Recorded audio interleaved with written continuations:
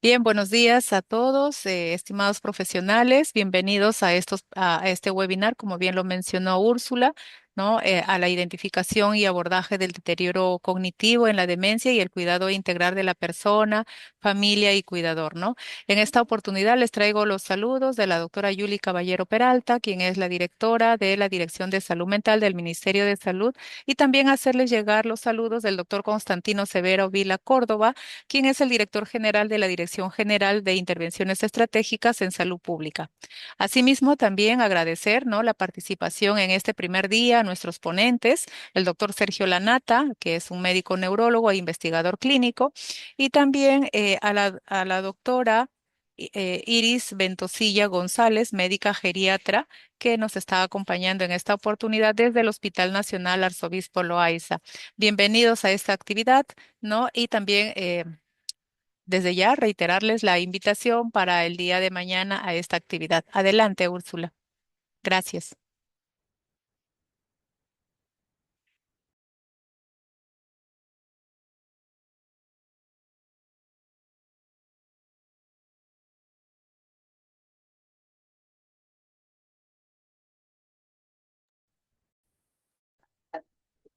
Muy bien, muchísimas gracias. Gracias por las palabras de bienvenida. En estos momentos estamos coordinando un poco el ingreso del doctor Sergio a la sala.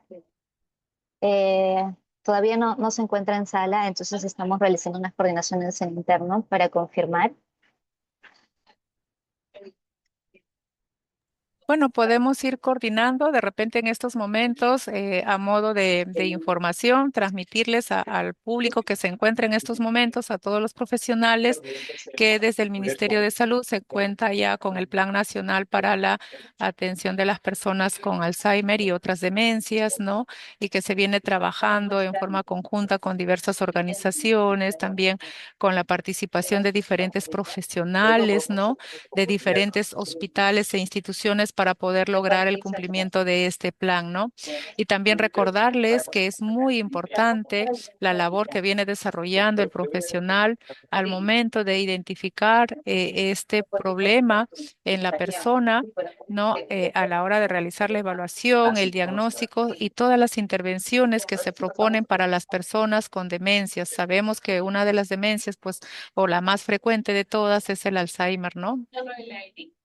Entonces es importante no solo brindar estos cuidados a nuestros usuarios, sino también el cuidado hacia la persona cuidadora, ¿no?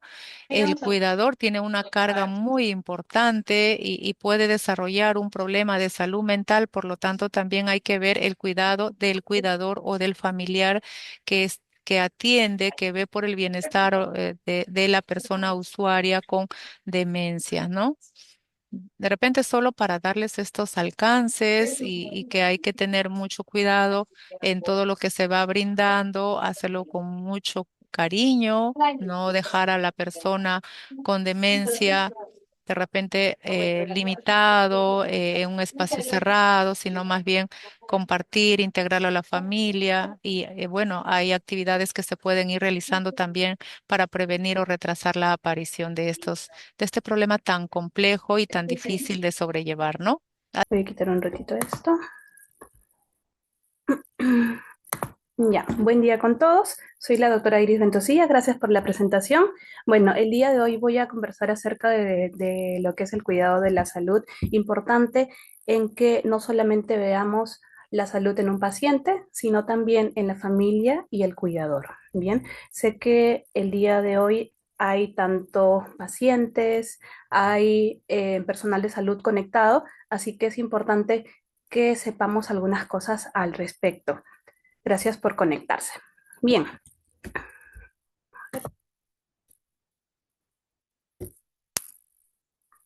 ok. Sí pasan las diapositivas, ¿verdad? Sí, se están pasando. Ya, genial.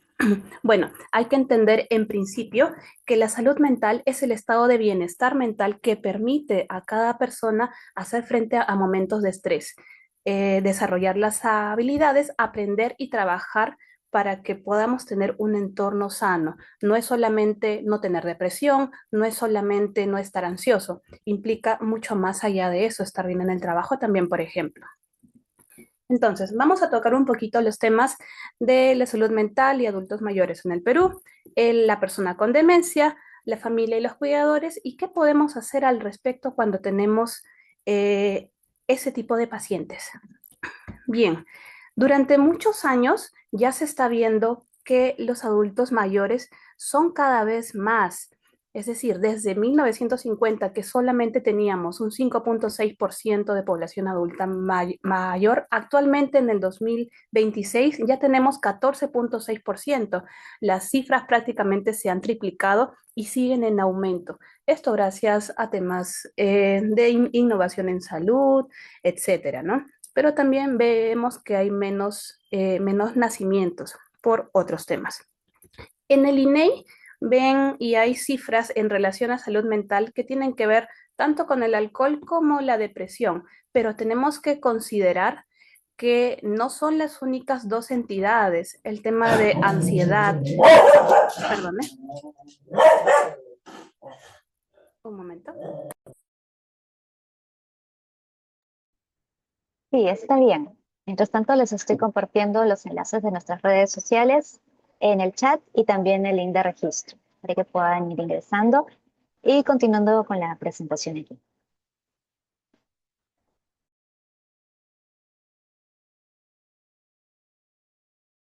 Ok, bien, disculpen. Entonces, hay que considerar que no solamente hablamos de salud mental en el alcohol, abuso de sustancias, depresión, sino también hay muchas cosas más. En este año ya se ha visto la modificación de la ley 32575, donde la competencia de un diagnóstico de una enfermedad mental se puede hacer también no solamente psiquiatras, otras especialidades, hasta médicos generales también, de acuerdo a sus competencias. Entonces, ya vemos que se están haciendo más cosas para abordar el tema mental en nuestro país. Entonces, una persona con demencia. ¿Qué es la demencia? Bueno, quizás comenzamos un poco después el tema, pero una persona con demencia ya es una persona con un deterioro cognitivo, ya con olvidos, donde implica también una alteración en su funcionalidad. Personas que quizás ya no puedan comer solas, personas que quizás ya no puedan caminar sin algún apoyo, tengan necesidad de, tienen que bañarlas, tienen que llevarlas al baño, por ejemplo, ¿no? Entonces, son personas que van a requerir un cuidado 24 horas. Muchas veces van a querer comer, otras no van a querer comer, otras van a decir, no me has dado mi comida y realmente ya lo han hecho. Personas que por su grado de dismovilidad hay que moverlos a cada rato. Personas con cambios de humor, alteración en el comportamiento fluctuante, constantemente podrían estar confusas, no se pueden comunicar bien. Entonces, ¿qué puede pasar en estos pacientes? Hay riesgo de que hagan lesiones por presión o escaras, ¿ya? Hay también problemas de sueño, hay también trastornos del ánimo. En personas que tienen demencia, no es que solamente están confundidas y ya, no, puede estar también enmascarada una depresión, un trastorno ansioso, y eso hay que tenerlo en cuenta, que no es parte de la enfermedad, puede deberse a muchas otras cosas. Requiere paciencia. Eh, una persona con demencia no es una persona que pueda estar sola. Al requerir un cuidado 24 horas, es que como cuidadores, porque todos lo hemos sido en algún momento, lo vamos a hacer, hay que entender que es una enfermedad por lo que está pasando en nuestro paciente. Pero ¿cómo podemos identificar que está pasando algo en nuestro paciente con demencia? De repente, no, en su estado de confusión, no puede respondernos sí o no. Le preguntas algo, te contesta otra cosa.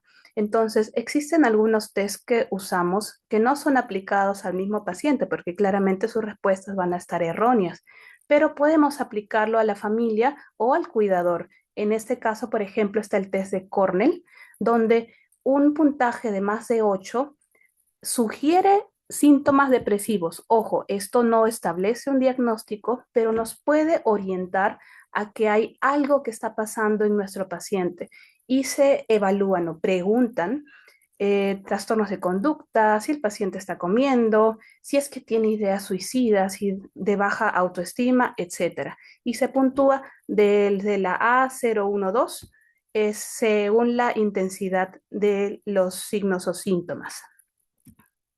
Entonces, ¿cómo en sí para las personas que tienen a su paciente en casa, cómo podemos ver que algo está pasando? Estos pacientes pueden estar irritables de la nada si es que están, si son pacientes tranquilos, que están tomando bien su medicación, pero cambia algo en ellos, entonces debemos tener cuidado a estas nuevas signos, a estos nuevos síntomas. Pacientes con problemas para concentrarse, que no puedan dormir o duerman demasiado en el día, que se sientan muy fatigados, cosas nuevas que pasen con ellos, que quieran hacer a cada rato varias cosas, que estén parándose, sentándose, que quieran comer varias veces, que de la nada comiencen, no sé, a lanzar cosas, etcétera, o inclusive algún dolor crónico que tengan que se pueda que esté peor, ¿no? Peor a pesar de que tiene un tratamiento. Todo eso de ahí implica de que algo está pasando y hay que prestar atención, no es parte de la enfermedad.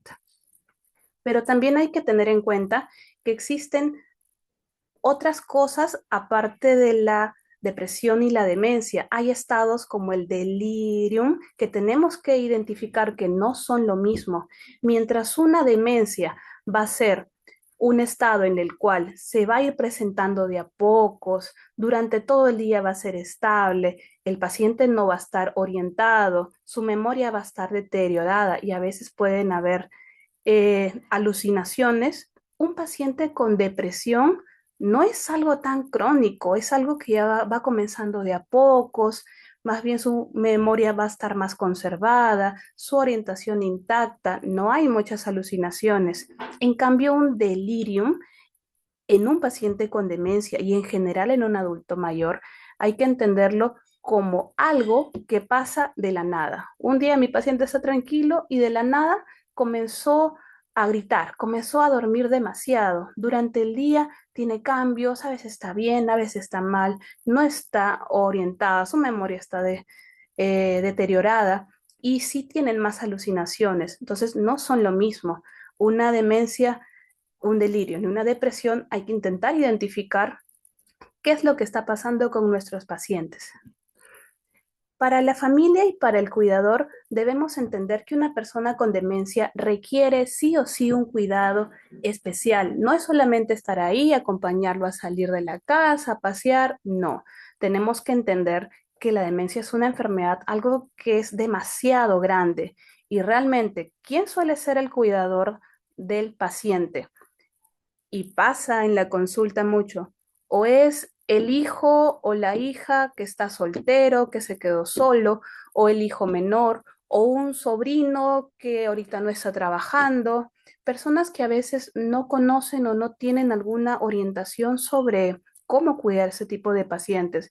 Y realmente el cuidador está preparado, sabe realmente lo que se viene, sabe que la demencia implica cambios de conducta, implica realmente más cosas que solamente sea acompañar o dar de comer a un paciente. Se sabe qué va a pasar en el futuro, que la demencia es una enfermedad que lastimosamente es progresiva, avanza. El personal de salud le ha explicado qué es lo que va a pasar en futuro y realmente es una persona capacitada porque un cuidador debería de estar capacitado, sí, debería tener experiencia, sí, pero muchas veces no contamos con un personal que pueda hacerlo, así que buscamos a alguien para acompañarlo y realmente esto no es así, por eso comienzan a generarse problemas. Entonces, ¿qué pasa? A veces, como les dije, ¿no? Es el familiar que no está trabajando, es el último hijo y mucho pasa con que es la hija mujer que puede o no tener hijos, pero que está al cuidado por el simple hecho de ser mujer. Esto es algo que a pesar de que ya estamos 2026, en que ya es em, el machismo, no hay mucho, ¿no? Entonces, lastimosamente, el cuidado de los padres, el cuidado de una persona mayor, siempre, muchas veces va hacia la mujer y se ven alterados su día a día o incluso el cónyuge, porque ¿cuáles son los factores de riesgo para que un cuidador esté peor o pueda llevarse a un estrés? Que sea justamente el cónyuge, que el paciente, que su paciente necesite atención constante, que tenga múltiples infecciones, que esté usando oxígeno, que maneje mucha medicación. Es un estrés que el cuidador va a estar, ya se lo di, no se lo di, a qué hora le toca la pastilla, si pasa esto, ¿qué voy a hacer? Entonces es una preocupación constante en el cuidador. Si el mismo cuidador se siente solo, no tiene una red de apoyo, va a ser que a la larga esté sobrecargado, tenga estrés, sí. Que se viva con la persona, porque quizás no es el cónyuge, pero es el sobrino, es el primo, es el hijo. Entonces, eso hace que sea más riesgoso incluso poder que el cuidador tenga un estrés futuro, que haya problemas de dinero. Muchas veces las personas con demencia van a tener muchas otras enfermedades, las cuales se intentan tomar pastillas, el seguro las da, a veces no las da, buscan consultas particulares porque no encuentran citas. Entonces, ya de por sí es una preocupación. La desinformación, lastimosamente, en la consulta puede ser de 15 minutos, de 20 minutos, y no tocamos muchos temas. La demencia es algo demasiado grande como para tratarlo en 20 minutos.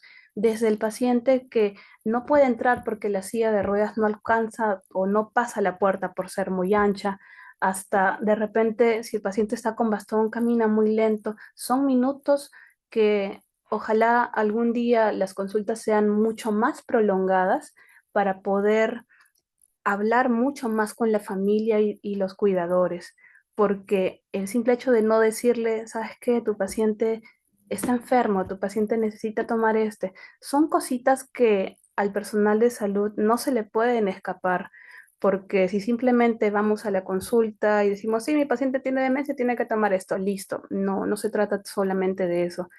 Hay que hablar del futuro de este paciente, qué es lo que va a pasar, los riesgos que puede tener.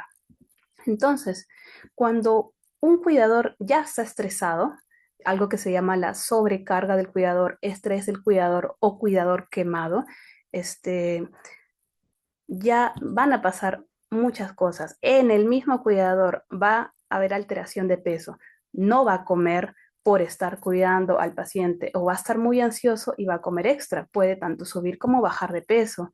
Puede sentirse preocupado todo el tiempo.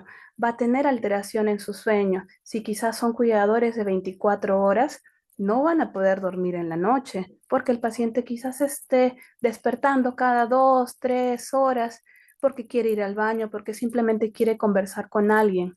Y es algo que hay que entender qué pasa.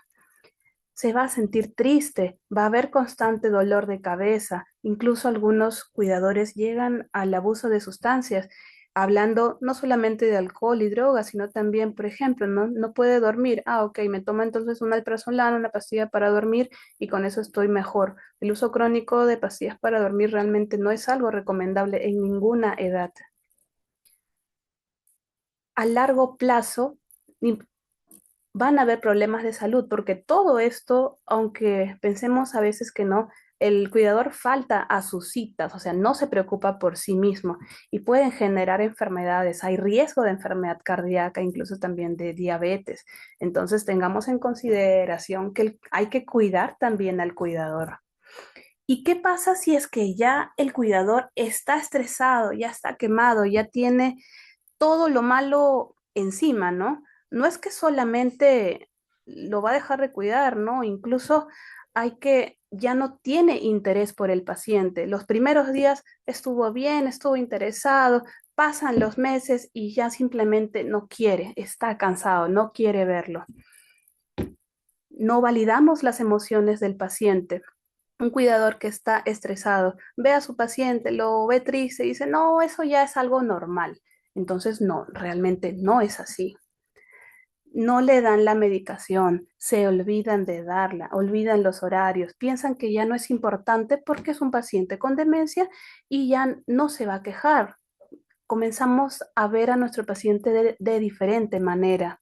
Incluso hay casos de por estar tan cansados, ya hay un maltrato psicológico, gritarle, pero ¿por qué haces esto? Pero ya te di de comer, pero ya fuiste al baño, que incluso llega hasta la parte física, lo cual es lo más triste. Como el paciente ya no se mueve o pacientes que están todo el día en cama y los dejan de mover porque tienen sueño, porque el cuidador se durmió, comienzan a aparecer lesiones por presión. Las lesiones por presión requieren un cuidado constante, que muevan, hidratación de la piel. Si el cuidador no lo hace, lastimosamente el que se va a ver perjudicado es el paciente y el mismo paciente va a empeorar su salud. Empeora el estado de salud del cuidador, significa que va a empeorar el estado de salud del paciente. Y es tan frecuente el tema de la sobrecarga del estrés del cuidador que hay muchos estudios que hablan al respecto. Entonces, no es algo de simplemente, ok, estamos en un caso aislado de que el cuidador se estresó. No, alrededor del mundo todos estudian el tema de la sobrecarga. Entonces, ¿es importante realmente? Sí. E incluso existen un cuestionario que esta es la escala de Sarit que se aplica al familiar o al cuidador para valorar si realmente está sobrecargado o no. Son 22 preguntas, se puede hacer, lo puede hacer cada uno, va desde el cero a nunca, a 4 siempre, que por ejemplo, ¿no? Tiene miedo por el futuro de su familiar, piensa que su familiar depende de usted, piensa que su salud ha empeorado debido a tener que cuidar a su familia. Entonces, todo esto es una serie de puntajes. Se suma y si da más de 47 puntos, esto es que el cuidador ya está sobrecargado. Y si es que es más de 55, ya hay un riesgo de alguna enfermedad. Entonces, tengamos cuidado. ¿Podemos aplicarlo a cada uno siendo cuidadores? Sí. Pero después de esto, ¿qué es lo que vamos a hacer? Nosotros en nuestro paciente, si ya vemos que nuestro cuidador está cansado, pues tenemos que cambiar el cuidador. No podemos continuar con un cuidador que lastimosamente está maltratando a nuestro familiar. Hay que preguntarle, hay que ver cambios en nuestro paciente.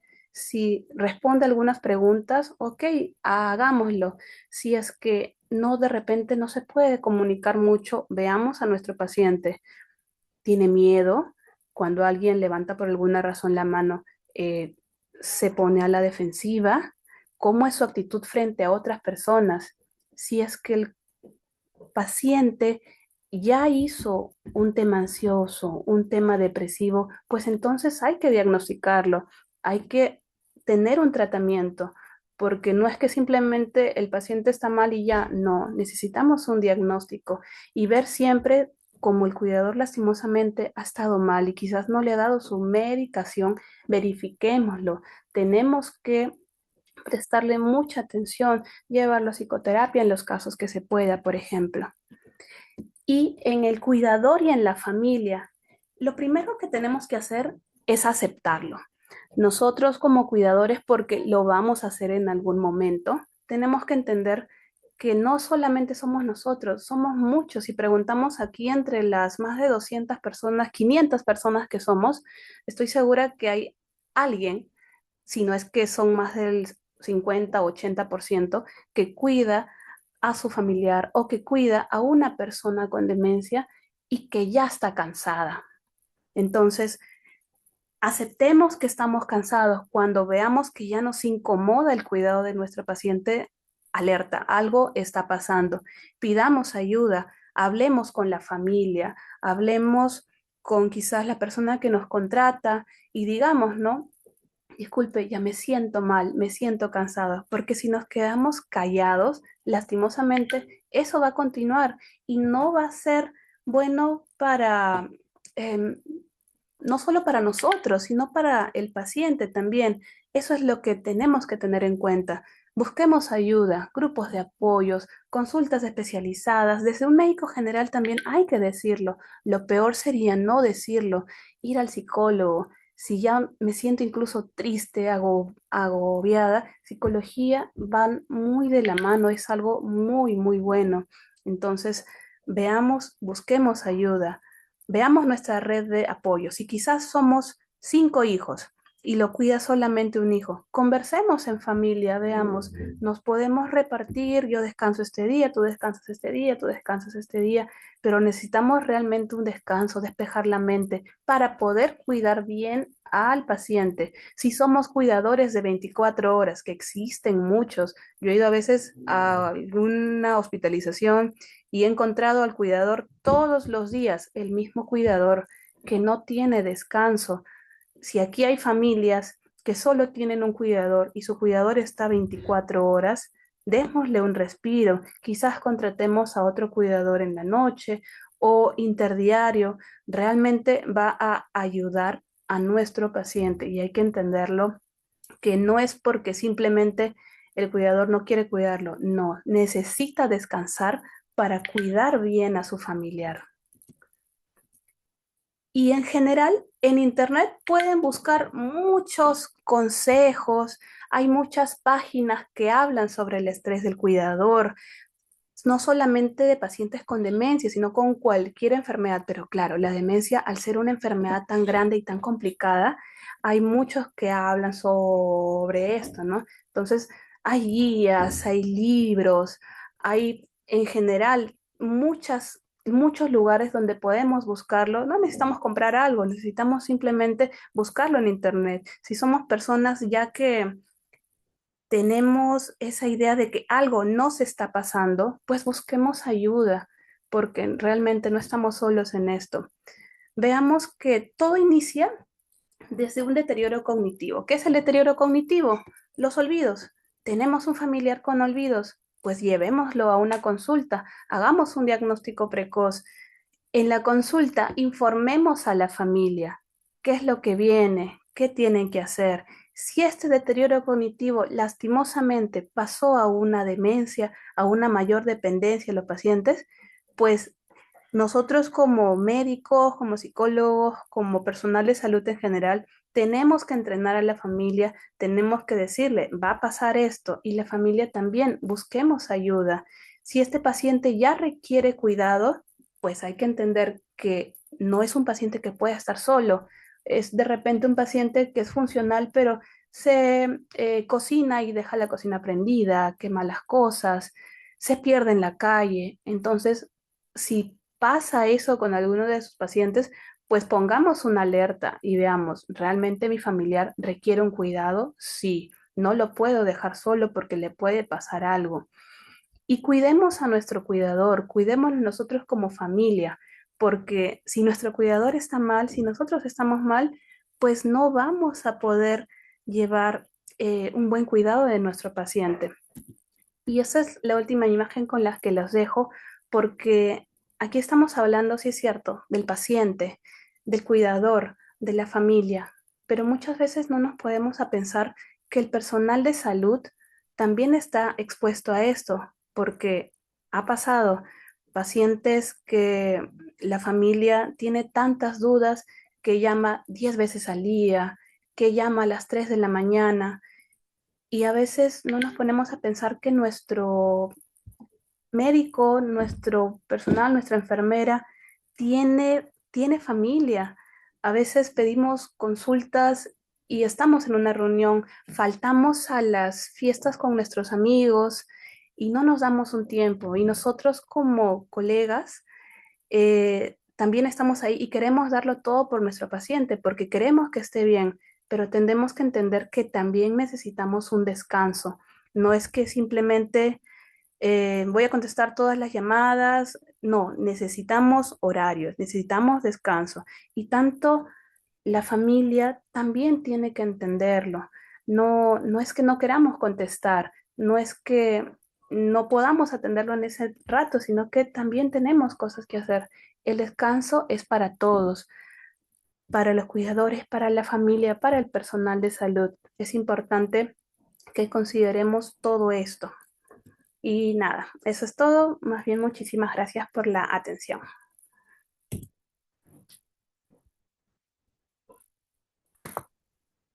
Muchísimas gracias por esta presentación. Agradecemos la participación de todos. En el chat estamos colocando las preguntas, pero además, si tuvieran alguna consulta, este es un momento y un espacio para que puedan participar.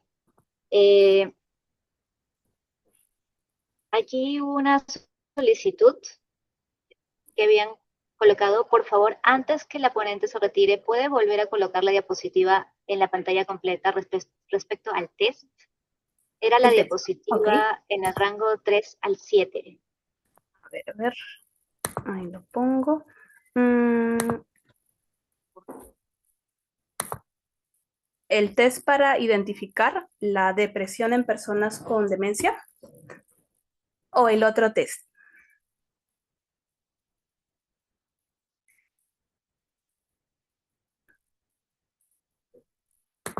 Ese está Hola. bien. Ese está Este. bien. Sí, Ok. ahí están colocados. Muy bien. Aquí hay otra pregunta. ¿Cuál es el diagnóstico que maneja el psicólogo para paciente con deterioro cognitivo? Ok, en realidad la parte de psicología, recordemos que los diagnósticos los tiene que hacer un médico, un psiquiatra, un geriatra, un médico de familia, etcétera. Cuando nosotros damos un diagnóstico, los derivamos a psicología para poder hacer el tema de la psicoterapia según el diagnóstico que tenemos. Recordemos que psicología es un gran apoyo para nosotros, pero los temas de diagnósticos tendrían que pasar por un personal de salud, ya sea médico de cualquier especialidad. Perfecto. Muy bien. Aquí hay otra pregunta que nos realiza Iri Valls. ¿Cómo se puede hacer para que la persona paciente pueda dormir más en las noches? Porque se levanta en las noches para ir a los servicios.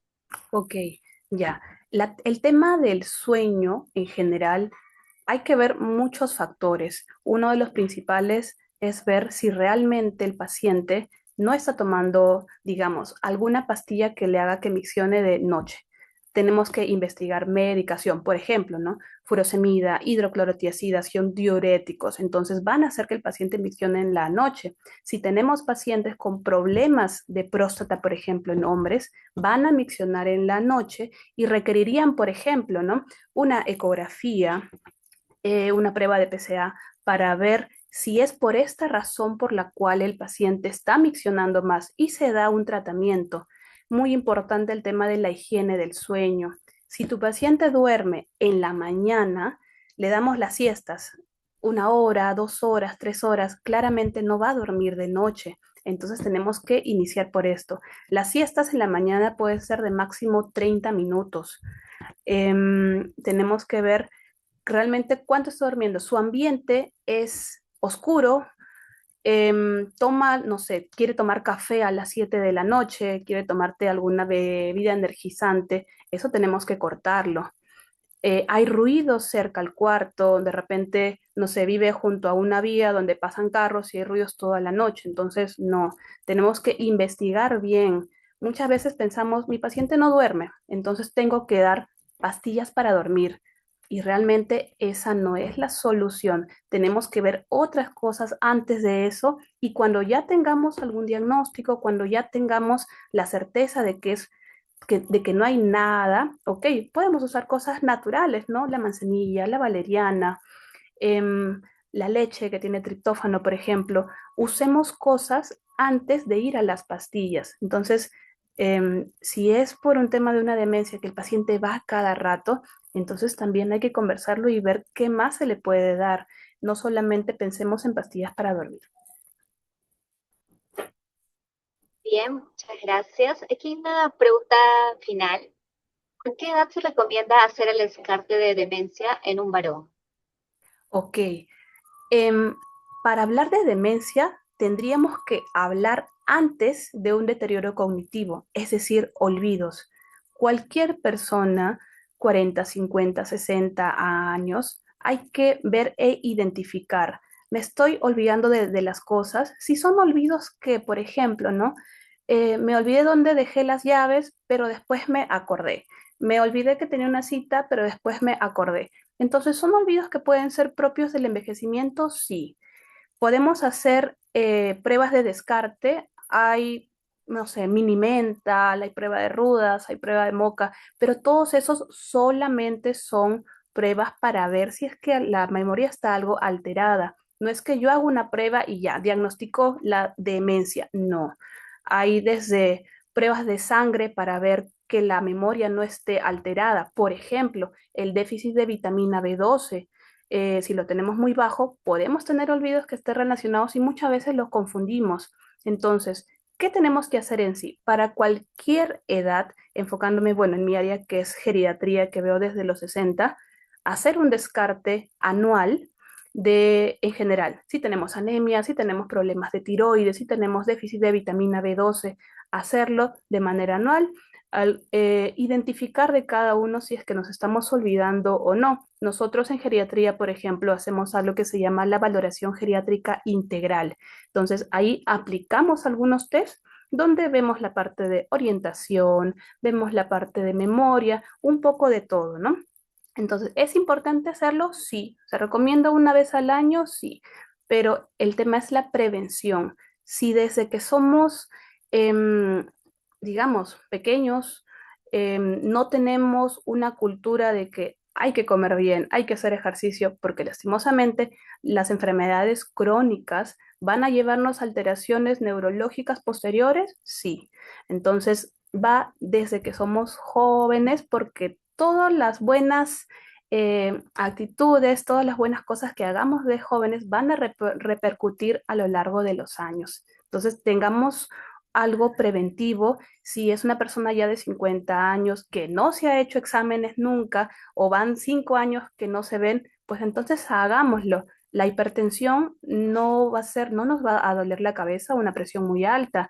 La glucosa muy alta a veces tampoco nos va a dar ningún síntoma. Entonces hay que ver primero las enfermedades, hay que hacer controles y veamos siempre por la parte de prevención para que ya a los 60, 70 tengamos una buena salud en general.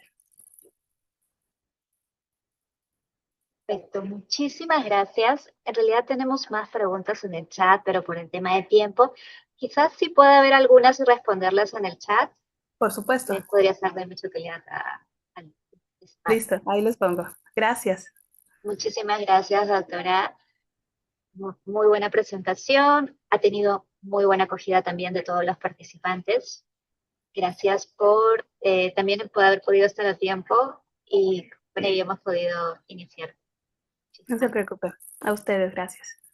Ahí respondo. Perfecto. Muy bien, ahora vamos a continuar con la presentación. No sin antes mencionarles que en el chat estamos compartiendo el link de asistencia. A continuación, contamos con el doctor Sergio Lanata. Él es neurólogo peruano e investigador clínico de la Clínica Neurológica de la Universidad de California de San Francisco, especializado en salud cerebral y demencia. Dirige el programa de extensión comunitaria para educar y brindar acceso equitativo a poblaciones vulnerables. Su investigación analiza cómo las determinantes sociales de la salud influyen en el deterioro cognitivo y el Alzheimer. Cuenta con una sólida formación internacional, es miembro del Instituto Global de Salud Cerebral y ocupa una cátedra en la Universidad de California de San Francisco. Él va a presentar el tema Identificación y abordaje de deterioro cognitivo y demencias. Bienvenido, doctor. Muchas gracias. Antes que nada, agradecerles por la invitación. Para mí siempre es un placer dar charlas en el Perú. Como escucharon, soy médico neurólogo de la Universidad de California en San Francisco y voy a tocar ese tema de identificación y abordaje del deterioro cognitivo y demencia. Mi charla va a darles un vistazo general, amplio, pero también detallado de este reto. Voy a empezar con definiendo términos, dando un vistazo general, de ahí profundizando un poco en temas más precisos y los voy a dejar con una figura que los va a ayudar a encapsular los temas principales que voy a presentarles. De antemano quiero decir de que lo que les voy a presentar es una breve sinopsis de cómo nosotros abordamos el deterioro cognitivo y el diagnóstico de una enfermedad neurodegenerativa aquí en nuestro centro. Sé que en el Perú, especialmente en zonas alejadas de Lima, hacer este abordaje en este momento no es posible, pero igual creo que debemos de entender un poco cómo se hace el abordaje en sitios donde hay todos los recursos disponibles. Y al final de mi charla voy a mencionar un poco mis recomendaciones respecto a cómo se podría abordar este reto en situaciones en donde hay recursos limitados. Ok. Quiero empezar con algunas definiciones básicas, ¿no? Quiero recordarles o recordarnos siempre de que un síndrome clínico es una constelación de signos y síntomas clínicos que ocurren conjuntamente y constituyen una anomalía particular, es decir, nos indican de que hay algo que está fuera de orden, ¿no es cierto?, en el organismo, en el cuerpo humano.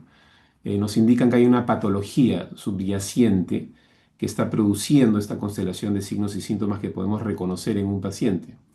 Entonces, siempre importante recordar y mantener esto claro en nuestra mente, ¿no? Que hay una diferencia entre un síndrome clínico y la patología subyacente que causa, que produce dicho síndrome. Y acá algunos ejemplos simples para acentuar el punto. Tenemos, por ejemplo, diferentes procesos patofisiológicos, que estoy resaltando aquí abajo, que producen un síndrome clínico unitario, es decir, una constelación de signos y síntomas que afectan el riñón. Y aquí, al otro lado, lo que les estoy presentando es algo un poco inverso, pero importante también mantener en mente cuando evaluamos las enfermedades cerebrales, que es que también podemos tener el caso donde hay una enfermedad, un proceso patofisiológico, que produce distintos síndromes clínicos dependiendo qué parte del cuerpo está siendo afectado por esa patología. Entonces tenemos una especie de dicotomía en donde un síndrome clínico puede ser producido por diferentes patologías y también tenemos una situación donde una patología puede producir síndromes clínicos muy variados, ¿no es cierto? ¿Por qué digo esto? Porque hay que recordar y hay que tener bien claro, en mi opinión, de que el concepto de demencia se debe de utilizar para describir un síndrome clínico, no una patología subyacente. Eh, y también recordar que este síndrome clínico que es la demencia, en realidad más que ser un síndrome clínico, yo lo describiría también como un estadio. Es un estadio de una patología subyacente que está afectando el cerebro. Recordarles también que el término demencia tiene una historia muy, muy larga, una historia que precede por miles de años la introducción del término Alzheimer, por ejemplo. En realidad fue un síndrome clínico que viene del latín, que simboliza simplemente la pérdida de la mente, de las facultades mentales. Y desde un inicio siempre se reconoció que una persona con demencia puede llegar a ese estado, digamos, de demencia por causas reversibles o irreversibles. Por mucho tiempo se consideraba de que simplemente envejecer era una causa de demencia, y de ahí viene la idea de demencia senil, un término que ya no utilizamos porque sabemos que no existe, o sea, sabemos que la demencia, perdón, el envejecimiento en sí no es una causa de demencia, pero aún se menciona de esa manera, lamentablemente. Resaltar este último punto, ¿no? De que no fue hasta 1906 que se descubrió la enfermedad de Alzheimer, la cual hoy se reconoce como una de las causas más comunes, una de las causas más comunes de demencia a nivel mundial. Entonces, vamos a profundizar un poquito, vamos a empezar no desde el aspecto clínico, sino desde el aspecto de la enfermedad en sí, ¿no? O sea, ¿qué le pasa al cerebro cuando cae invadido por una enfermedad neurodegenerativa? Acá tenemos dos cerebros que son más o menos de la misma edad, y uno de ellos tiene una enfermedad neurodegenerativa. Y lo que ustedes pueden apreciar si miran los lóbulos frontales de este cerebro y lo comparan con el lóbulo frontal del cerebro saludable es que hay algo que nosotros los neurólogos llamamos atrofia, es decir, una pérdida de la masa del tejido cerebral, que ustedes mismos pueden ver. Cuando un patólogo recibe este cerebro que evidentemente tiene atrofia, el patólogo, para poder decidir cuál es la causa de este proceso degenerativo que está causando la atrofia que ustedes pueden ver, pues tiene que hacer un análisis introspectivo microscópico, ¿verdad? Quiero que también noten de que la atrofia en este caso, y en realidad en todos los casos de enfermedades neurodegenerativas, inicia y evoluciona de una manera focal, es decir, no todo el cerebro se ve afectado por atrofia simultáneamente. Son diferentes partes del cerebro que se ven afectadas al inicio de la enfermedad, y conforme estas enfermedades avanzan en el tiempo, el proceso neurodegenerativo abarca otras regiones del cerebro y por lo tanto clínicamente el paciente decae más y empieza a manifestar diferentes signos y síntomas conforme la enfermedad avanza. Eso es un punto muy importante que tienen todas las enfermedades neurodegenerativas en común. Empiezan de manera focal y con el pasar del tiempo, este proceso de neurodegenerativo se va expandiendo por otras regiones del cerebro. Cuando el neuropatólogo investiga el cerebro de manera molecular, digamos, no histológica, va a encontrar diferentes posibilidades, lo que se llaman proteinopatías, es decir, diferentes acumulaciones de proteínas que naturalmente ocurren en nuestro cerebro, pero por razones que todavía no entendemos enteramente, estas proteínas se pueden deformar y se empiezan a aglutinar, es decir, a pegar unas con las otras y empiezan a acumularse en el cerebro. Quiero que quede claro que cada una de estas enfermedades neurodegenerativas, como la enfermedad de Alzheimer, la enfermedad de Parkinson, la enfermedad con cuerpos de Lewy y otras, cada una tiene su propia proteinopatía que se distingue, que se puede observar físicamente bajo el microscopio. Es decir, el neuropatólogo, al asignar un diagnóstico neuropatológico, está buscando evidencias de estas proteinopatías para decidir, esta persona falleció con la enfermedad de Alzheimer si es que hay evidencia de placas amiloide y ovillos neurofibrilares. Si el paciente no tiene evidencia de estas proteinopatías, entonces no puede decir que la persona falleció de la enfermedad de Alzheimer. Contrariamente, si el patólogo encuentra enfermedad de esta inclusión, que es es la proteína que se llama la alfa-sinucleína, el patólogo concluye que el cerebro de esta persona tenía la enfermedad de Parkinson. Y así sucesivamente se van asignando los diagnósticos de manera molecular. Un punto muy importante, es decir, cada enfermedad neurodegenerativa se caracteriza por la acumulación progresiva de distintas proteinopatías, las cuales deterioran progresivamente la función neuronal, atacan las redes cerebrales del cerebro y finalmente conducen a una muerte neuronal, y de ahí viene la palabra neurodegeneración. Muy importante resaltar de que las nuevas terapias que están surgiendo específicamente para la enfermedad de Alzheimer, pero también en años próximos para otras enfermedades, atacan no los signos y síntomas de la enfermedad, sino que tratan de atacar las proteinopatías en sí. Ayudan a limpiar el cerebro de estas proteinopatías. Estos son algunos medicamentos que ya estamos utilizando aquí, que ayudan específicamente a limpiar el cerebro de esta proteína y ya demuestran de que hay algunos beneficios para esta enfermedad. Ups. ¿Me ven todavía? Sí, se le ve. También se ve Ok, la presencia. ok, perfecto. Características distintivas. Todas estas enfermedades tienen algunas cosas en común, ¿verdad? Ya les dije, todas van a producir atrofia. Inicialmente es focal la atrofia y eso es lo que dicta la sintomatología. Y a nivel molecular hay toda una serie de cambios bioquímicos, patofisiológicos, los cuales no voy a discutir en detalle, pero es toda una cascada de eventos, que es lo que eventualmente está produciendo la sintomatología que vemos en la clínica. Ese es nuestro entendimiento de las enfermedades neurodegenerativas hasta el momento. Obviamente la ciencia siempre avanza y puede que mañana tengamos un entendimiento distinto. La importancia de la resonancia magnética o de las imágenes del cerebro para hacer una evaluación de cualquier adulto mayor que se presente con deterioro cognitivo parte de esa premisa que les acabo de presentar, de que estas enfermedades producen atrofia, producen una reducción en el volumen del cerebro.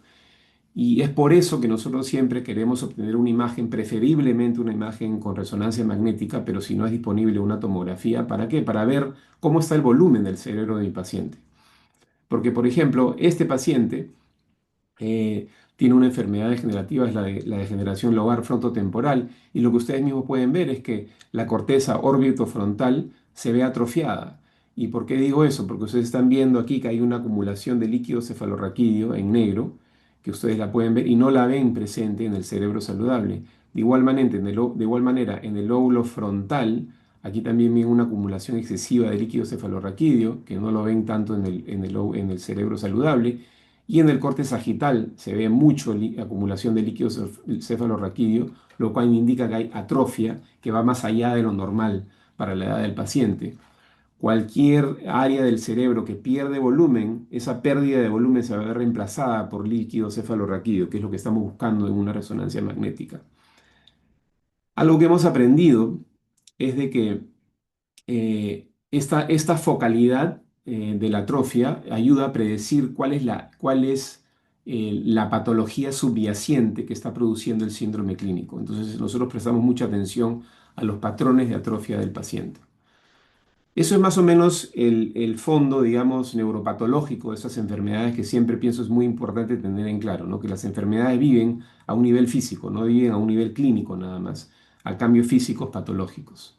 A un nivel clínico, lo que buscamos hacer es correlacionar el proceso neurodegenerativo con signos y síntomas. Y aquí es donde las cosas se complican un poco porque el cerebro es un órgano muy complejo en el sentido de que distintas regiones del cerebro cumplen distintas funciones y son dramáticamente distintas. Y esto lo sabemos, ese es lo que un neurólogo, a nosotros nos encanta esto, es el principio de localización cerebral, ¿no? Mediante el proceso, mediante un clínico, trata de determinar qué regiones del cerebro están viéndose afectadas en el paciente de acuerdo a los signos y síntomas que presenta en la clínica, ¿no es cierto? Y esto viene de una larga historia de observaciones, estudios y accidentes de la naturaleza que nos han permitido vislumbrar el nivel de especialización del cerebro, ¿no? Todo empezó con Franz Gall, el cual tenía una idea acertada de localización, pero un marco teórico completamente errado, ¿no es cierto? La idea de que habían bultos en el cráneo que nos ayudaban a predecir fortalezas y debilidades de una persona en cuanto a su personalidad, su carácter. Iba por buen camino, pero se equivocó con el marco teórico. Luego vinieron estos accidentes de la naturaleza, un caso muy celebrado de Phineas Gage. Él está ahí sosteniendo esta estaca de metal que se le atravesó por el cráneo, como pueden ver aquí. Él trabajaba construyendo trenes, vías de tren, y este caso fue muy celebrado y muy estudiado a nivel mundial porque él sobrevivió, y lo que se observó es que como resultado de haber lastimado sus lóbulos frontales, se observó en él unos cambios dramáticos en su personalidad, lo cual nos dio un entendimiento claro de que pues, el lóbulo frontal es fundamental para el comportamiento humano, ¿no? Y después de él vinieron muchos otros casos que acentuaron ese conocimiento. Luego llegó Paul Broca, el doctor Broca, francés, que distinguió que en el lóbulo izquierdo del cerebro, por ejemplo, en todos nosotros, en la mayoría de nosotros, vive el lenguaje. Y él estudió muy detenidamente cuáles son esas redes del lenguaje, ¿no? El material neurológico o neuronal que nos permite expresarnos y nos permite entender a las personas cuando nos hablan. Ese trabajo dio luz a trabajo de otros científicos como el doctor Brodmann, el cual dijo, bueno, si hay regiones del cerebro que se ocupan de diferentes funciones humanas, entonces si yo voy a examinar esas partes del cerebro, debo encontrar diferencias neuronales a nivel neuronal comparado con otras regiones del cerebro, y eso fue lo que encontró. Habían regiones del cerebro, por ejemplo acá definida en estos puntos negros, que se ocupan exclusivamente de las funciones motoras y tienen una arquitectura neuronal muy distinta de la región inmediatamente posterior a esta, que se ocupa del procesamiento sensorial, y las cuales neuronalmente se diferencian mucho del lóbulo occipital, que se ocupa únicamente de la percepción visual. Habían diferencias marcadas, digamos, a nivel neuronal. Y así es como llegamos a un entendimiento actual del cerebro, vamos a decir, en donde hay nodos que son muy especializados en funciones específicas, y también redes que actúan e interactúan para servir, digamos, funciones más complejas humanas. Entonces todo esto lo mantenemos en mente cuando construimos en nuestras mentes como clínicos una especie de mapa, ¿no? De localización de distintas funciones humanas. Ese es un mapa simplificado, pero ese es el mapa que traemos a una examinación clínica para guiarnos, ¿no? Entonces, por eso la evaluación, digamos, el gold standard de una evaluación neurocognitiva es bastante larga. A mí me puede tomar una hora y media a veces porque tengo que hacer muchas preguntas, tengo que entrevistar a familiares porque quiero ver qué regiones del cerebro están afectadas en mi paciente y empezar a construir un mapa interno, digamos, de qué patologías pueden estar afectando a mi paciente y eso me ayuda a decidir qué tests ordenar.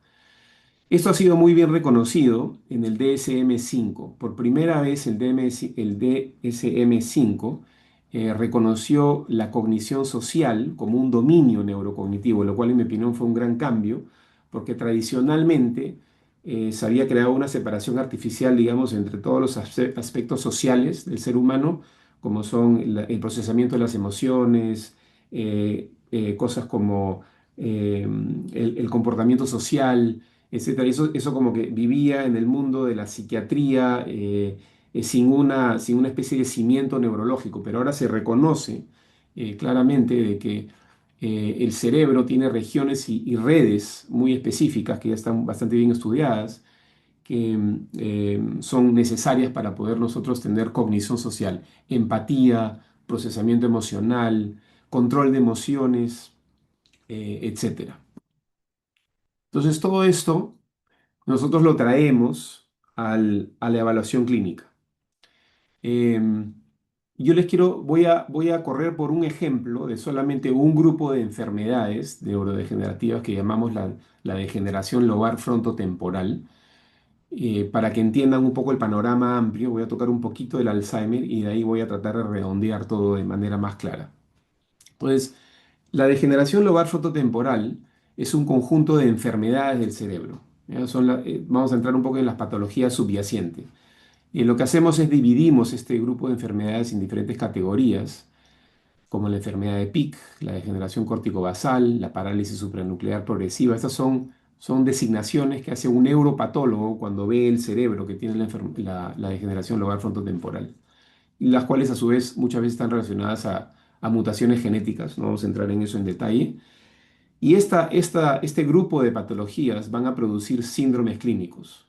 Uno de los síndromes clínicos más comunes de este grupo de patologías es lo que se conoce como la demencia frontotemporal, la cual a su vez encapsula, digamos, tres grupos, tres variantes principales, que es un síndrome clínico que es primariamente conductual, porque ataca todas las redes de la cognición social que mencioné brevemente. Tenemos también otro síndrome clínico que se presenta primariamente con un desorden del lenguaje, lo cual designamos afasia progresiva primaria, eh, que ataca todas esas partes del cerebro que estudió el doctor Broca, las partes del lenguaje. Entonces esta enfermedad se instala en esas redes del cerebro y produce no cambios de conducta y tampoco cambios de memoria, sino cambios en la expresión y el entendimiento del lenguaje. Y también hay algunas variantes que afectan más que nada el sistema motor. Entonces, cuando nosotros hacemos una evaluación de una persona que estamos sospechando puede tener una demencia frontotemporal, como dije anteriormente, es muy importante hacer imágenes del cerebro, ¿no? Y preferiblemente queremos una resonancia magnética porque vean ustedes, y les dije anteriormente, ¿no? Cada síndrome clínico neurodegenerativo va a tener su perfil de imagen. Y ustedes pueden ver aquí, por ejemplo, hay una tremenda acumulación de cefalorraquídeo en el óvulo izquierdo. Este es el óvulo izquierdo de este paciente, que es muy característico de la fascia primaria progresiva y también de la fascia primaria progresiva variante semántica o agramática, como se conocen. La variante semántica va a producir principalmente una atrofia que ataca el óvulo temporal adelante. Entonces vemos que hay una acumulación de líquido cefalorraquídeo ahí. Mientras que el APP, variante agramática, ataca primariamente otra región del lóbulo izquierdo, del hemisferio izquierdo del cerebro, lo cual podemos distinguir en una resonancia magnética. Y estas variantes son muy distintas a la presentación de la demencia frontotemporal variable conductual, la cual ataca principalmente el hemisferio derecho, lóbulo frontal y temporal. Entonces ahí tienen una idea más o menos de lo que estamos buscando cuando sospechamos estas presentaciones. Cabe resaltar, yo ya les he explicado, ¿no? Cada una de estas enfermedades, estas neuropatologías, tiene sus características histológicas, sus patrones de atrofia, también para cada una de ellas se han estudiado con mucho detenimiento los síndromes clínicos asociados con estas patologías y de ahí vienen los criterios de diagnóstico. Entonces, por ejemplo, para la variante conductual de la demencia frontotemporal, eh, este, este diagnóstico a nivel clínico se distingue en tres, digamos, grupos que están ordenados como de manera que te dicen eh, qué tan probable es que la persona que estás observando, el cuadro clínico que estás observando, qué tan probable es de que efectivamente tenga degeneración lobar frontotemporal como la etiopatología subyacente. Así es como lo tenemos que ver. Entonces, de eso se trata. Estamos buscando los signos y síntomas que nos pueden dar una mayor predicción de que efectivamente hay una enfermedad neurodegenerativa. Y no voy a entrar mucho en detalle de cómo se hace el diagnóstico, solo quiero que entiendan de manera amplia, digamos, cómo es que estamos operando cuando hacemos el abordaje, ¿no? Brevemente, estos son los signos y síntomas que buscamos en una persona que tiene esta enfermedad neurodegenerativa, como les dije, esta demencia frontotemporal variante conductual es una enfermedad que principalmente ataca la cognición social y es muy difícil algunas veces distinguir a estos pacientes de pacientes que tienen una enfermedad psiquiátrica primaria porque los signos y síntomas son muy similares muchas veces. Presentan mucha apatía, que a veces parece depresión, o presentan mucha desinhibición, que se puede confundir con bipolarismo, por ejemplo. Pierden mucha empatía, eh, tienen conductas muy perseverantes, algunas veces compulsivas, ritualistas, muchos cambios también en los hábitos alimentarios. Generalmente lo que se ve en esta enfermedad es personas que desarrollan un apetito insaciable por dulces, algo que también se puede ver en una depresión, por ejemplo, en una depresión severa. Entonces es difícil a nivel clínico a veces hacer una distinción el beneficio que tenemos nosotros, perdón, los neurólogos, cuando estamos tratando de distinguir entre, digamos, una variante conductual de la demencia frontotemporal y un cuadro psiquiátrico, es que tenemos estas herramientas que nos permiten vislumbrar si efectivamente hay la patología subyacente que estamos sospechando.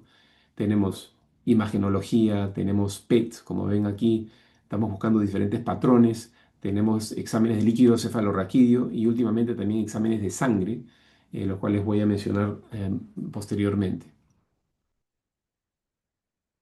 El panorama que les acabo de presentar, refiriéndome a la degeneración lobar frontotemporal, es mucho más complejo que el panorama de la enfermedad de Alzheimer.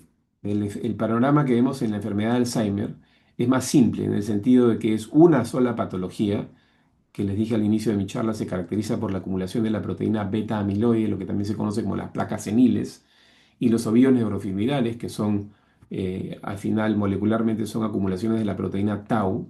Esto es la enfermedad de Alzheimer. Entonces es como la gráfica que les puse al inicio de la charla, ¿no? Tienes lupus, o sea, un proceso patofisiológico que puede producir síndromes clínicos bastante distintos unos de los otros, pues es algo similar el tema de la enfermedad de Alzheimer de acuerdo a los estudios más recientes. O sea, es decir, una enfermedad, un proceso neuropatológico que está bien definido puede producir síndromes clínicos muy variados.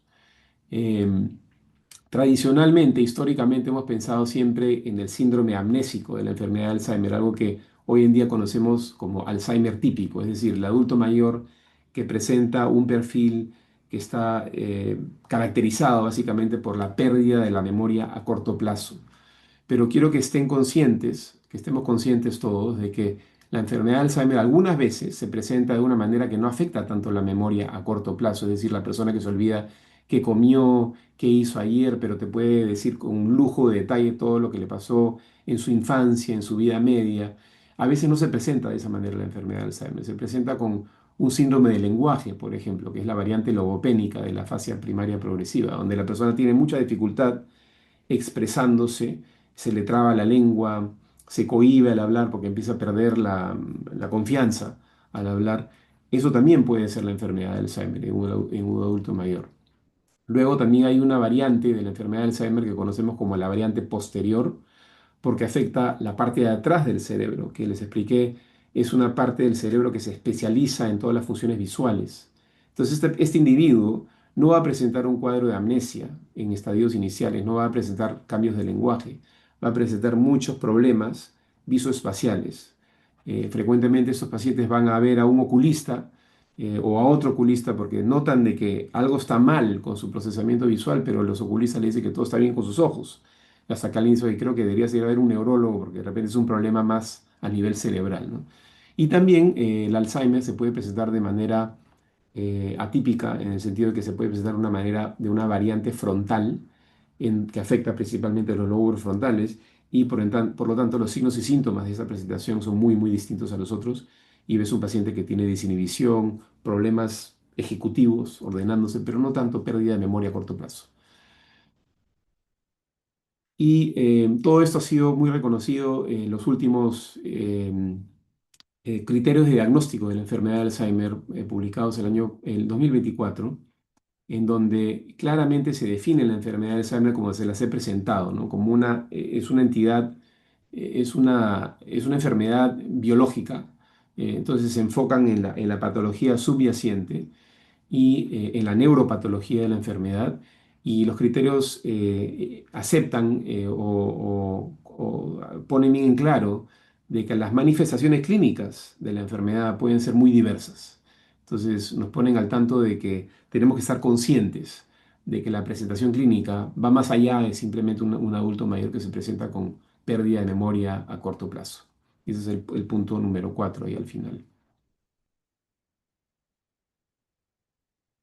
Esta es una gráfica para resaltar ya más el punto. Es una gráfica que viene de nuestro banco de cerebros, de aquí de UCSF. Esto está en inglés, no lo he podido traducir al español, pero quiero que entiendan, que vean en la diversidad de síndromes clínicos, la variante conductual de la demencia frontotemporal, la variante semántica de la fascia primaria progresiva, la variante no fluente de la fascia primaria progresiva y así sucesivamente.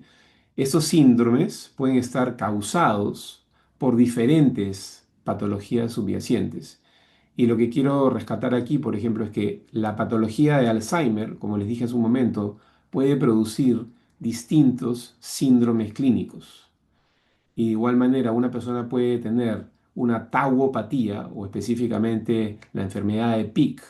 Y esta enfermedad, si seguimos el color puede producir una variante conductual de la demencia frontotemporal o también puede que se presente en vida como una variante semántica de la fascia primaria progresiva o como un síndrome córtico basal. Entonces es muy complejo el panorama porque tenemos una disociación entre síndromes clínicos y patologías subyacentes y el reto está en que los tratamientos de futuros van a atacar las patologías subyacentes.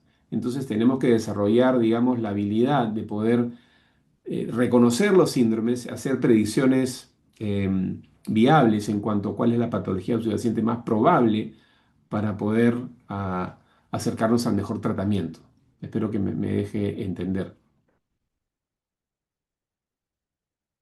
Ok, ya voy a ir terminando con puntos muy, muy importantes. Entonces, yo ya les he hablado del concepto de síndromes clínicos, separarlos del concepto de la patología subyacente, eh, las cosas que tienen en común las enfermedades neurodegenerativas, como hay una atrofia focal, con el tiempo la atrofia se vuelve más generalizada, con eso los signos y síntomas del paciente evolucionan, cambian, lo que era un estadio inicial de pronto se vuelve un cuadro clínico muy distinto con el pasar de los años.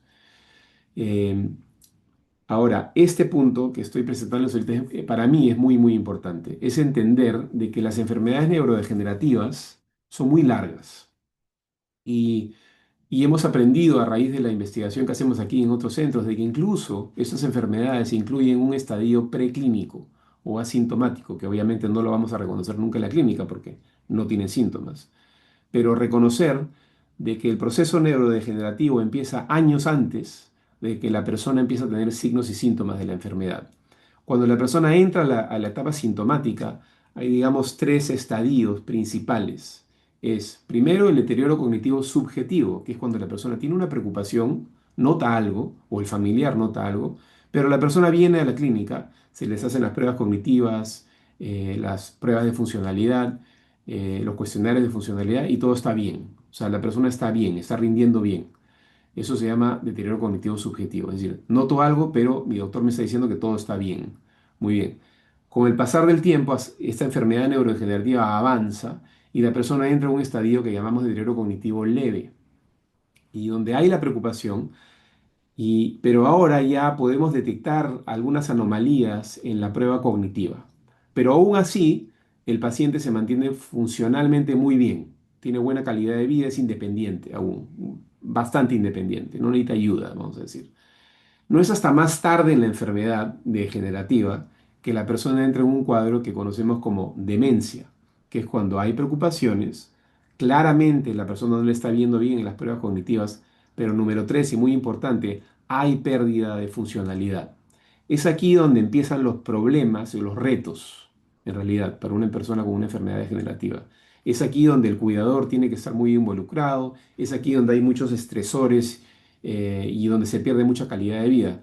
Pero por muchos años antes, la persona tiene una enfermedad degenerativa, un proceso degenerativo, pero se mantiene bien. Entonces hay mucha investigación alrededor de qué podemos hacer para tratar de lentificar el proceso, ya sea a través de modificación de factores de riesgo, que es toda una charla separada, eh, o también, como mencioné anteriormente, utilizando estos nuevos medicamentos. Porque una de las razones principales por qué para mí me parece muy importante entender este cuadro es porque los nuevos medicamentos que están saliendo para uso clínico y que eventualmente van a llegar al Perú y a otros países, no funcionan cuando la persona ya llegó a un cuadro de demencia. Eso es como tratar de corregir una cirrosis cuando ya la persona está en los estadios finales, ¿no? No funciona el medicamento cuando la persona ya está en un cuadro, digamos, de demencia. Los medicamentos ahorita los estamos utilizando cuando la persona está en un cuadro de deterioro cognitivo leve. Em, Ahí es donde ofrecen el mayor beneficio, ayudan a lentificar el proceso neurodegenerativo. Entonces, cuando un paciente llega a mi clínica ya en un cuadro de demencia, llegó muy tarde. El diagnóstico se tiene que hacer más temprano y de ahí viene la importancia de reconocer la diversidad de signos y síntomas que presentan estas enfermedades neurodegenerativas y saber hacer una evaluación breve pero significativa, ¿no? El último punto que voy a resaltar aquí es que el DSM-5 ha pasado de utilizar el término deterioro cognitivo leve a un término nuevo, ¿verdad? Que se llama trastorno neurocognitivo menor, y han buscado sustituir el término demencia por un término que ellos llaman trastorno neurocognitivo mayor, lo cual a mí me parece un buen cambio. ¿Por qué? Porque el problema que tenemos en el campo en general es que estamos utilizando el término demencia de maneras muy diversas. Algunos clínicos lo usan como un síndrome clínico, como lo uso yo, pero otros utilizan el término como si fuese una patología subyacente. Otros hablan de demencias, como si hubiesen más de una demencia, y entonces tienen que recordar cuál es el término original, es la pérdida de la mente. Entonces, en mi opinión, hay una demencia, o sea, una persona tiene demencia y hay que distinguir cuáles son las causas. ¿Son reversibles, son irreversibles, es una enfermedad degenerativa, etcétera? Y para terminar, creo que esta es mi última sí, esta es mi última figura, es bastante densa, pero resume todo, ¿no? Entonces, yo creo que lo principal, vamos a empezar arriba, ¿no? Primero es la evaluación clínica, evaluar los signos y síntomas, hacer alguna prueba cognitiva, ¿ya? Y aquí no hay una prueba que sea la mejor de todas. Ustedes, dependiendo de dónde trabajen, tienen que hacer su propia investigación, digamos, para ver cuál es la prueba más acertada, la prueba breve para la población que ustedes están tratando, ¿no? Y les recomiendo que vean el trabajo que ha hecho un colega en Perú, el doctor Nilton Custodio, ha hecho muchos estudios alrededor de cuáles son las pruebas breves que son más relevantes de repente para la población peruana en diferentes regiones. Por ejemplo, él ha estudiado el RUDAS, con una prueba que parece que está dando buenos resultados, pero hay una cantidad enorme de pruebas breves cognitivas que uno puede utilizar. Eso es todo un reto. Muy importante, como les dije anteriormente, es asignar el nivel de afectación funcional. ¿Qué tan afectada está la persona? Porque eso es lo que te ayuda a clasificar a la persona si está en un cuadro de demencia o trastorno neurocognitivo mayor, o en un cuadro de deterioro cognitivo leve o trastorno neurocognitivo menor. Y eso es importante porque eso ayuda a hacer un mejor planeamiento de lo que necesita el paciente y la familia. Luego, una vez que ya tienes una asignación de severidad, si se puede, tratar de definir cuál es el síndrome clínico y cuál es tu sospecha de cuál es la etiología subyacente. Obviamente, acá donde trabajo yo, tenemos el beneficio de que podemos hacer toda una serie de biomarcadores que nos ayudan a hacer una predicción más acertada de cuál es la patología. Pero yo no creo que el hecho de que no se pueda hacer esto, digamos, en Lima o en otras regiones del Perú, dice, bueno, ya no hago nada, no, porque tú puedes hacer nivel uno o hasta nivel 2 y eso ya es bastante, eso ya es bastante. O sea, ahorita yo veo que hay un reto en donde el abordaje es muy blanco-negro, es o tiene demencia o no tiene demencia. Y no, yo lo que quisiera resaltar es de que hay mucho trabajo por hacer para tratar de desmenuzar la población en estas tres categorías, vamos a decir, clínicas, las cuales cualquiera puede hacer si es que se toma su tiempo y tiene un approach metodológico del tema. Todos estos biomarcadores que usamos nosotros acá todavía no están disponibles, excepto la resonancia magnética, no están disponibles en el Perú, pero yo creo que es cuestión de tiempo, mientras más disponibilidad haya, los precios bajan y va a haber más disponibilidad para el uso de los biomarcadores. Creo que ya me pasé de tiempo, ¿sí? Doctor, no, sí, estamos bien. ¿Estamos bien? Ok. Em, ¿Qué más de este punto? Bueno, sí, como mínimo yo diría de que a nivel Lima, y regiones fuera de Lima, definitivamente se puede organizar un planeamiento a nivel de lo que yo llamo acá nivel uno, ¿no? De evaluación y para poder desmenuzar un poquito estas tres categorías. Pero también argumentaría de que uno puede informarse de los diferentes diagnósticos, de los distintos criterios de diagnóstico que hay, que ya les presenté dos, ¿no? Les presenté los criterios de diagnóstico para la enfermedad de Alzheimer y también los criterios de diagnóstico para la variante conductual de la demencia frontotemporal, pero hay una serie de diagnósticos, de criterios de diagnóstico clínicos para distintas enfermedades neurodegenerativas, los cuales podemos empezar a emplear sin necesidad de tener todo el arsenal, digamos, de biomarcadores. Empezar por ahí, ¿no? Para poder hacer al menos sospechas de exactamente cuál es el síndrome clínico y cuál es la patología subyacente más probable. Bueno, eso es todo lo que tengo por hoy y aquí está mi correo electrónico. Si hay preguntas, eh, me pueden hacer un correo. Perfecto, muchísimas gracias, doctor. Hemos tenido algunas consultas aquí en el chat. Muy bien. Sí, Quisiera ver, muy interesante su presentación, doctor. Gracias por alertarnos para reconocer los síntomas. Es un comentario que han realizado. Consulta, ¿existe algún alimento, medicamento, etcétera, que pueda prevenir esta enfermedad neurodegenerativa? no hay medicamentos que puedan prevenir las enfermedades neurodegenerativas, pero a raíz de esa figura que les presenté, que muestra que las enfermedades neurodegenerativas tienen una historia natural muy larga y hay estos estadios, hay muchos investigadores que se han dedicado a estudiar factores de riesgo modificables. Es decir, qué se puede hacer para mantener el cerebro saludable, que no sean medicamentos, eh, o para incrementar nuestras chances de mantener un cerebro fuerte y saludable. y han surgido más de una decena de factores de riesgo que son muy importantes para el cerebro, es decir, que tienen un impacto directo en el cerebro.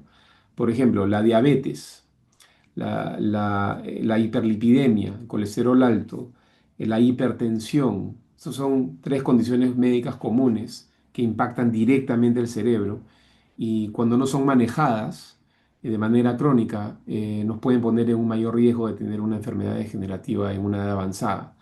Otras condiciones médicas comunes que han surgido como factores de riesgo independientes son la depresión clínica, la depresión severa, el tabaquismo, fumar, el consumo excesivo de alcohol, y también hay otros factores como el vivir en zonas de alta polución, este, y también la isolación social, o sea, la falta de socialización.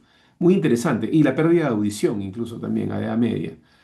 O sea, lo que los estudios epidemiológicos sugieren es de que hay muchas herramientas que nosotros tenemos como clínicos para tratar de intervenir en personas que de repente tienen un deterioro cognitivo subjetivo, están en inicios de un deterioro cognitivo leve y manejar factores de riesgo para, en el mejor de los casos, fortalecer el cerebro e identificar un proceso o incluso prevenirlo.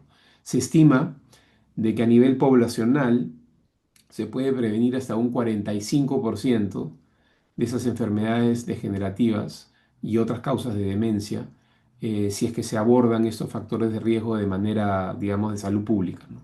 Entonces es bastante poderoso ese tema.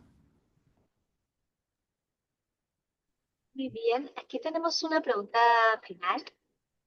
¿Ayuda la metformina o citicolina a retrasar el deterioro cognitivo o el trastorno neurocognitivo menor para que no evolucione a trastorno cognitivo mayor? Buena pregunta. Hay algunos, yo no me considero un experto en todos los estudios alrededor de la metformina, pero sí sé que se han hecho algunos estudios observacionales en donde los cambios metabólicos que produce la metformina pueden ser protectores para el cerebro. Pero no es algo que, digamos, haya llegado a la práctica clínica en nuestro centro, por ejemplo, o en otros centros como el nuestro.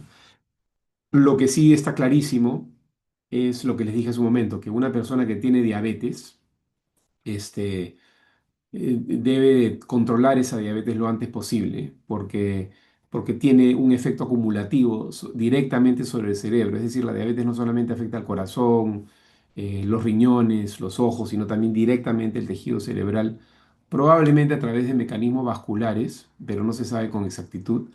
Pero es un tema que hay que tomar muy en serio, la diabetes, no solamente por todas las razones que ya conocemos, sino también porque directamente afecta el cerebro. Perfecto, muchas gracias. Ya íbamos cerrando. Hay algunas consultas que siguen apareciendo en el chat. Entiendo que es un tema en el que se requiere mucha información y por suerte todos los participantes están muy interesados en aprender.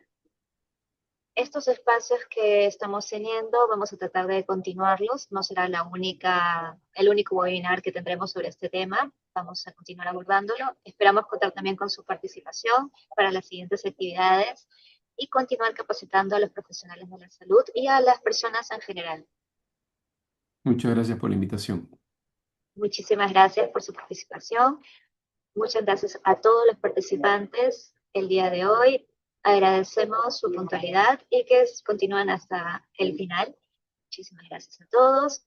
Estamos dando por finalizados la actividad del día de hoy, pero mañana continuamos a la misma hora del día 2. Esperamos contar con toda su participación y nos veremos eso. Muchísimas gracias.